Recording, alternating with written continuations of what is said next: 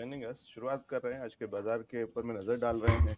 थोड़ा सा परेशान करने वाले सिग्नल्स दिख रहे हैं निफ्टी के अंदर में, जो एक रेंज बन रही थी और वो रेंज अगर मैं कहूँ कि धीरे धीरे ऊपर की तरफ बढ़ रही थी, रेंज थी लेकिन वो रेंज भी अपने आप को थोड़ा सा ऊपर की तरफ ले जा रही थी। लेकिन आज थोड़ा सा कमजोरी जो आई है, ये कितना परेशान करने वाली है, इसके क्या मायने निकलते हैं, शॉर्ट टर्म से लेकर के लॉन्ग टर्म तक समझने की कोशिश करेंगे। सबसे पहले लोकेश जी से पूछ लेते हैं। लोकेश सर, ये जो डिप है, ये जब बुल मार्केट का डिप होता है तो इतना ही शार्प होता है और इसलिए इसमें परेशान होने की जरूरत नहीं है, या अभी कहीं थोड़ा सा कॉशन की सलाह देंगे?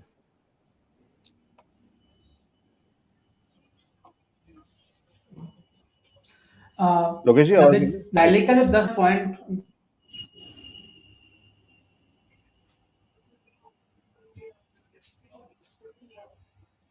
जब निफ्टी हुआ लोकेश करता जी, नहीं सर, लोकेश जी आपके नेटवर्क कनेक्शन थोड़ी दिक्कत आ रही है, एक बार दोबारा से चाहे रिकनेक्ट कर लीजिए क्योंकि आवाज आ नहीं रही, कट रही है। ठीक है, चलिए जब तक बाकी एक्सपर्ट से एक बार समझ लेते हैं। रचित जी, क्या व्यू है सर? सर देखिए, लास्ट वीक भी जब आपके शो में आना हुआ था तो यही डिस्कशन हो रहा था कि आजकल मार्केट में इंट्राडे में इतनी वॉलेटिलिटी आती जा रही है कि जिन सपोर्ट लेवल्स और रेजिस्टेंस लेवल से हम मार्केट के डायरेक्शन को डिफाइन कर रहे हैं, वो सपोर्ट लेवल और रेजिस्टेंस लेवल मार्केट में डेली बेसिस पे हिट हो रहे हैं। मतलब हो सकता है अभी जैसे कि हम बात कर रहे हैं 10:30-11 बजे बैठे हुए बात कर रहे हैं और यहाँ पे हमने थोड़ी सी मंदी क्रीप इन होती हुई देखी है, बट ये आपका हो सकता है सपोर्ट लेवल को तोड़ के लेवल नीचे भी चला जाए और उसके बाद सेकेंड हाफ में रिकवरी आ जाए और मार्केट पूरा ऊपर चला जाए। So this is basically a very difficult market to trade in. या फिर अगर आप ट्रेड कर भी रहे हैं तो जैसे हम स्टैगर्ड बाइंग में, पोर्टफोलियो पिक में बाइंग की बात करते हैं या सेलिंग की बात करते हैं, वैसे ही आपको अपनी पोजीशन बनानी चाहिए। ये तो हो गई एक ट्रेडिंग प्रोस्पेक्टस से मार्केट की बात। बट हाँ, वैसे अगर आप देखें तो मार्केट में अभी पॉजिटिव न्यूज बहुत ज्यादा आ रही है और कहीं ना कहीं यूएस के साइड से भी अब जो ट्रम्प अपने स्टेट इलेक्शंस जीतते जा रहे हैं, वहां से भी एक डिफाइनिंग मोमेंट दिख रहा है कि शायद इस साल जो यूएस में इलेक्शन होगा वो ट्रम्प जीत कर आएंगे और वो कहीं ना कहीं एक पॉजिटिव वाइब दे रहा है सिस्टम के अंदर। तो ये सब न्यूज अगर आप ट्रैक करते हैं तो मार्केट एक अच्छा डायरेक्शन देता हुआ दिख रहा है। और मैं समझता हूं कि जब तक 21,760 के ऊपर मार्केट आपका क्लोजिंग दे रहा है, तब तक मार्केट में there is nothing to worry. आप अपनी पोजीशन बना के रखें। यहां से अभी आपको मार्केट अपसाइड ही दिखा रहा है और 22,700 वो पहला लेवल है जो हम ऑन स्क्रीन समझते हैं कि आ सकता है बहुत जल्दी। जी, ठीक है। तो किस तरीके का व्यू है, किस तरीके की स्ट्रेटेजी बन सकती है, क्या मौके निकल रहे हैं, बता दिया रचित जी ने। एक बार अरुण कुमार जी से पूछ लेते हैं कि उनके क्या नजरिया है। और अरुण जी, इसमें साथ ही साथ चाह रहा हूँ कि एक बार बैंक निफ्टी का भी व्यू जोड़ दीजिएगा, कि किस तरीके से देख सकते हैं कि क्या वहां से कुछ ट्रिगर्स या कुछ संकेत मिल सकते हैं। Okay, good morning all of you. Market का जिस तरीके से स्ट्रक्चर बन रहा है, मार्केट में अंडरटोन पॉजिटिव है, लेकिन का मार्केट में ऊपर के लेवल से आप सप्लाई देख रहे हैं, वो नीचे के लेवल से जो 21,800 के आसपास सपोर्ट है और 22,250 के आसपास, सॉरी 22,250 के आसपास एक रेसिस्टेंट है, वहां से हमें सप्लाई जोन देखने को मिलती है। सेमिटी नीचे के हमें बाइंग जोन मिल रही है। अभी मार्केट अनडायरेक्शनली है। अब यूएस मार्केट देखेंगे तो वहां पर 2 दिन पहले जो एनवीडिया के रिजल्ट के बाद सारे टेक्नोलॉजी स्टॉक चले थे, लेकिन सेकंड डे वो रैली, वो जो बाइंग थी, वो मोमेंटम जारी नहीं रहा। सिर्फ और सिर्फ कुछ गिने चुने स्टॉक्स को छोड़ के सारे स्टॉक्स में थोड़ा थोड़ा प्रॉफिट बुकिंग देखने को मिल रहा है। जिस तरीके से एनवीडिया का अर्निंग आया है, वो अर्निंग एक्सपेक्टेशन और लोगों का हाई हो गया है। अभी कुछ भी थोड़ा भी इधर उधर रहता है तो एनवीडिया वगैरह स्टॉक्स में थोड़ी गिरावट देखने को मिल सकती है। मैं यहाँ से पर्सनली मानता हूँ कि जो लास्ट सेशन में भी मैंने जितने बताए थे कि आईटी स्टॉक्स में ज्यादा गिरावट है, परसिस्टेंट के लिए खास मैंने 300 पॉइंट की गिरावट बोला यहाँ पर आपके चैनल पे रिकमेंड दी थी अपने व्यूवर्स को। यहाँ पर आज वो टारगेट अचीव हो गया। सेम इट इज जो सप्लाई जोन ऊपर के लेवल से बैंक निफ्टी में देखने को मिल रही है, वो इसलिए है कि ICICI bank, HDFC bank, Axis bank, ये तीनों बैंक और जो हैवी बेट है वहां पर थोड़ा प्रॉफिट बुकिंग है। सेम इट इज हम जो कंटिन्यूस देख रहे थे वो सिर्फ और सिर्फ पीएसयू बैंक की बदौलत देख रहे थे। और अभी पीएसयू बैंक में भी थोड़ा सप्लाई आ रहा है। तो यहाँ पर मेरी एडवाइस है कि 46,500, 46,400 a major support. If it is break and trade below this level, then we will see 45,900 45,500। और निफ्टी में मेरा क्लियर कट में लास्ट टाइम भी आपके चैनल से और अपने व्यूअर्स को बताया था कि प्रॉफिट बुकिंग करते रहे, प्रॉफिट बुकिंग करिए। यहाँ पर 22,200 तब चल रहा था, 22,200 के आसपास निकली, तब मेरा व्यू था कि यहाँ से 100 एंड 150 पॉइंट ही बाकी है कि हम लोग इतना मूव ऊपर में देख सकते हैं। आज भी मेरा व्यू है कि जिस तरीके से आज देखिए अपना ध्यान निफ्टी बैंक निफ्टी में, लेकिन जिस तरीके से मिड कैप निफ्टी में आज एक कट लगा है 11,100 से मिड कैप निफ्टी सीधा 300 पॉइंट मतलब 683 का लो लगा है। मतलब यहाँ पर आपको 400 पॉइंट का सिंगल कैंडल में आपको कट दिख रहा है।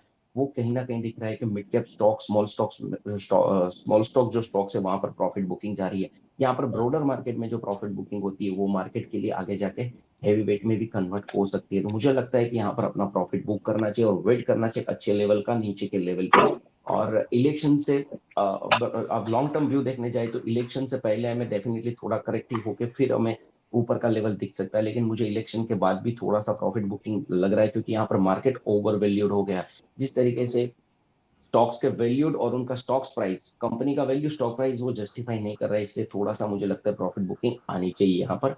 वो एचडीएफसी में भी मुझे लग रहा है और थोड़ा लेग बाकी है, एचडीएफसी और नीचे जा सकता है, आईसीआईसी बैंक में भी, और ऊपर से दोनों बैंकों को डाउनग्रेड भी किया गया है। तो और प्रॉफिट, ये दोनों बैंक गिरेगी तो बैंक निफ्टी चलना पॉसिबल नहीं है। और सामने प्रॉफिट बुकिंग पीएसयू बैंक में भी जारी है। तो मेरी तो एडवाइस है कि आप थोड़ा सा अपसाइड के लिए यहाँ पर बाय मत करिए, बाय करना है तो 21,800 का इंतजार करिए, और 21,800 ब्रेक करे तो 21,500, 21,500 ब्रेक हो जाए तो आप डोंट सी एनीथिंग बाइंग आप 20,800। और जो मैंने फर्स्ट टाइम आपसे इंटरव्यू किया था तब बोला मुझे 19,800 एक ड्यू लग रहा है करेक्शन, वो आना चाहिए। मतलब 1 महीने बाद आए, 2 महीने बाद आए, लेकिन वो करेक्शन एक ड्यू है, और वो करेक्शन आने के बाद कंसोलिडेशन करके मार्केट चलता है तो मार्केट के लिए भी हेल्दी है और इन्वेस्टर के लिए हेल्दी है सर। जी, ये व्यू है अरुण जी का। लोकेश जी मेरे साथ में जुड़ गए हैं और उम्मीद करते हैं कि उनका नेटवर्क अब काम कर रहा होगा। लोकेश जी, मैं समझ सकता हूँ आप जिस एरिया में हैं उसी के आसपास काफ़ी सारा इंटरनेट का बाधित किया गया है सरकार की तरफ से, क्योंकि वहाँ पे काफ़ी प्रदर्शन, किसान आंदोलन और वो वाली चीज़ें भी चल रही हैं, और हरियाणा में काफ़ी जगह थोड़ा रेस्ट्रिक्शन है। ठीक, लोकेश जी, लेकिन बाजार को कैसे देख रहे हैं? और अभी आप अरुण सर को सुन रहे थे तो वो जो कह रहे हैं कि ओवर वैल्यूड जैसी चीज़ें यूज़ करी हैं उन्होंने, जो शब्द यूज़ करे हैं 19,800 जैसे फिगर्स यूज़ करे हैं निफ्टी के अंदर में, शॉर्ट टर्म में और लॉन्ग टर्म में दोनों तरीके से। लॉन्ग टर्म में मैं समझता हूँ कि हाँ ठीक है कि हम बड़े लेवल्स का इंतजार करेंगे और अभी इस बुल रन में बहुत स्कोप बाकी है और ऐसा कहीं कुछ फिलहाल कोई लॉन्गर रन में कोई चिंता नहीं दिखती, लेकिन क्या शॉर्ट टर्म में कुछ चिंता दिख रही है? सर, जब आप 19,800 की अरुण जी बात कर रहे हैं, इसका मतलब क्या है? अभी चल रहा है 22,000 के करीब, 22,100 के करीब, वहां से 19,800 मतलब 6% के करीब की हम बात कर रहे हैं।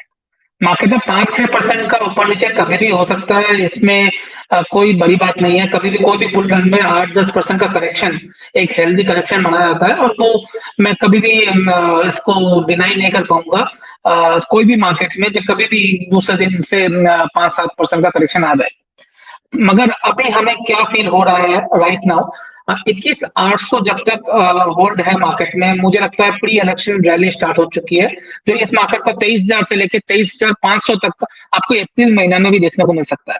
ये हमारा मानना है। अभी हम मार्केट में अभी बुलिश है, जब तक 21,800 क्रॉस नहीं हुआ था, क्योंकि वो 8 वीक का कंसोलिडेशन था 21,200 से 21,800 के बीच में, एक बार 100 पॉइंट 200 पॉइंट नीचे आया था 21,200 का भी, मगर जो कंसोलिडेशन था वो पूरा हो चुका है। और अब ये जो रन अप दिख रहा है आपको अप्रैल महीने तक, अप्रैल के आखिरी तक, मुझे लगता है 23,000 से लेके 23,500 के बीच में मार्केट आना चाहिए। तो मार्केट में एक तो घबराने की जरूरत नहीं है।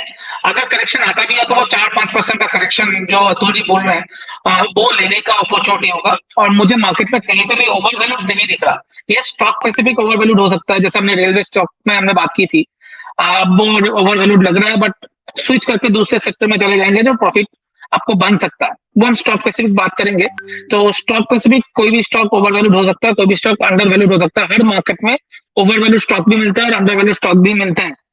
तो स्टॉक स्पेसिफिक नहीं जा रहा, बट इंडेक्स वाइज मुझे कोई ओवर वैल्यूड नहीं लग रहा। नंबर 1, दो बड़ा थीम उभर के आ रहा है अलेक्स जी, अगर आप ध्यान से देखो।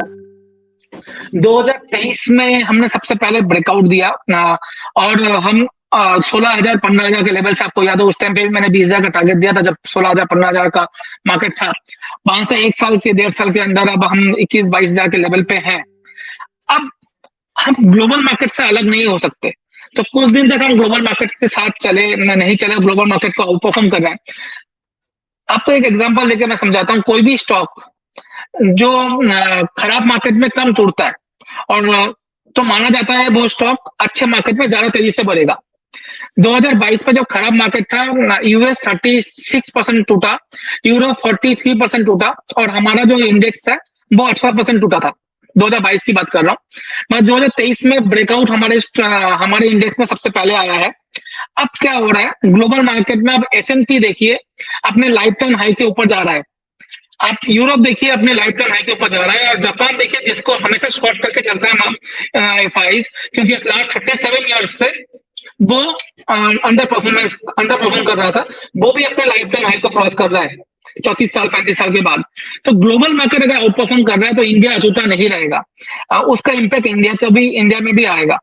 तो मिड टू लॉन्ग टर्म में तो मुझे कहीं पर भी कोई करेक्शन, बड़ा करेक्शन नहीं दिख रहा है राइट नाउ। 1-1.5 साल के पॉइंट ऑफ व्यू से अगर बात करें, छोटा मोटा 5-7% का करेक्शन कभी भी आ सकता है। और प्री इलेक्शन के लिए बात करूं 1.5 महीने के लिए, तो मुझे बहुत बुलिश हूं मैं मार्केट में 1000 से 1500 पॉइंट के मूव के लिए निफ्टी में। और बैंक निफ्टी में मुझे 50,000 का टारगेट आते हुए दिख सकता है। जी अलेक्स सर। जी, बैंक निफ्टी में क्या कह रहे हैं, क्या टारगेट चाहते हो?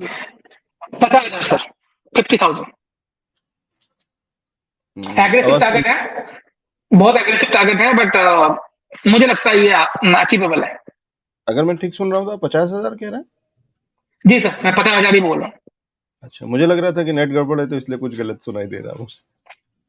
नहीं सर, मैं एग्रेसिव टारगेट देने में जाना चाहता हूँ। आपको याद है उसका ट्रोल पे होता है, उसके बाद लोग बोलते हैं सर हो गया। चलिए बहुत बढ़िया, ठीक है। तो लेकिन इसका मतलब अगर मैं ये समझूं कि आप ये कह रहे हैं कि जो आगे की लीडरशिप है वो बैंकिंग सेक्टर से आएगी, चांसेस बहुत ज्यादा है। और उसमें प्राइवेट सेक्टर लीड करेगा या पब्लिक सेक्टर बैंक? सब बिना प्राइवेट सेक्टर के तो बैंक निफ्टी चल नहीं सकती, क्योंकि उसमें आईसीआईसीआई और एचडीएफसी बैंक है और वो ही 60% 40% लेके रखता है। एसबीआई चल के भी ज्यादा लेके नहीं जा सकता। बट मुझे लगता है अगर आप स्टॉक स्पेसिफिक देखोगे तो पीएसयू ज्यादा मुझे बुलिश हूं मैं पीएसयू में। SBI, can bank, bank of Baroda, ये सब स्टॉक मुझे ज्यादा बुलिशनेस लग रहा है। मगर छोटा सा भी मूवमेंट आपको एचडीएफसी बैंक और आईसीआईसीआई बैंक में दिखेगा तो आपको बैंक निफ्टी तेजी से ऊपर जाते हुए दिख सकता है। जी ठीक है, तो ये इंटरेस्टिंग एनालिसिस है और उसमें बहुत सारी चीज़ें थोड़ी चौंकाने वाली हैं। जहां हम एक तरफ 19,800 भी सुन रहे थे निफ्टी में, वहीं दूसरी तरफ हमने 50,000 भी सुना है बैंक निफ्टी में इस एक एनालिसिस के अंदर में, तो इसलिए थोड़ा मुश्किल हो जाता है। और ये लेकिन बाजार ऐसा ही है जो कि मुश्किल है, तो ये एक तरफा बाजार नहीं है, ये वो वाला जमाना नहीं है पिछले साल और 2 साल पहले वाला जो जिसमें एक तरफा एक तेजी और एक वाला, जहाँ पे, और हम पहले भी इस पे चर्चा कर चुके हैं कि गधे और घोड़े दोनों एक साथ भाग रहे वाला समय चला गया है। अब आपको घोड़ों पे ही दांव लगाना होगा, ढूंढना होगा, अच्छे स्टॉक्स पकड़ने होंगे, क्योंकि अगर आप अच्छे स्टॉक्स में नहीं हैं तो आप परेशान हो सकते हैं।